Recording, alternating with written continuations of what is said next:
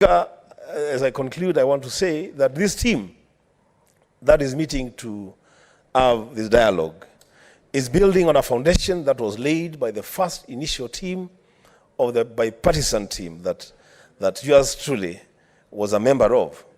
And in this one, Mr. Speaker, I am very happy that we have laid a firm foundation on which we will hail this country and move forward together as a nation. I thank you, Mr. Speaker, for the opportunity, and I fully support this team. Senator Murango.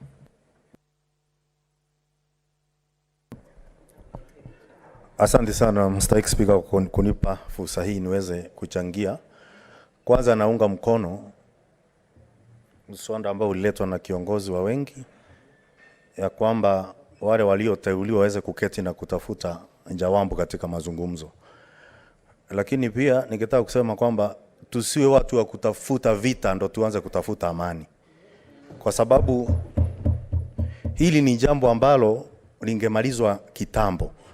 Na ningeuliza watu wanapoenda kuongea, walioagiza hii maendeleo, walioomba kuwe na mazungumzo, tusinje tukasikia kwamba pia kuna matata mengi yanatokea sehemu ile, kwa sababu Mswahili anasema mfungo hachagui Ngereza.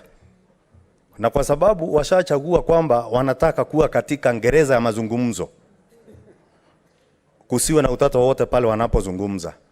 Halafu ningetaka pia niongeze niseme ya kwamba kama venye Mheshimiwa Senator Meru amesema, iwe ni jambo la mwisho, kwa sababu hakuna maana ya uchaguzi kama hakuna mshindi. Vile vile ni kama basi tukae zote tuteuliwe tuwe tuje hapa katika Seneti, kwa sababu tukiendelea hivyo hata mimi pia niliowashinda kule Kirinyaga atasema kuwe na mazungumzo, wale walishindwa ungavana watakusema pia kuwe na mazungumzo. Kwa hivyo iwe ni mara ya mwisho kwamba tunafanya hili na tukilifanya tumalize, kuwe na amani, na pia wanaoongoza wasije na kwa misingi mikali na misimamo mikali, waje na misimamo ambayo na kauli ambazo zitatolewa ni kwamba ni kwa ajili ya wananchi wa Kenya, wala sio kwa ajili ya uongozi. Asante sana Mr. Speaker. Senator Dulo.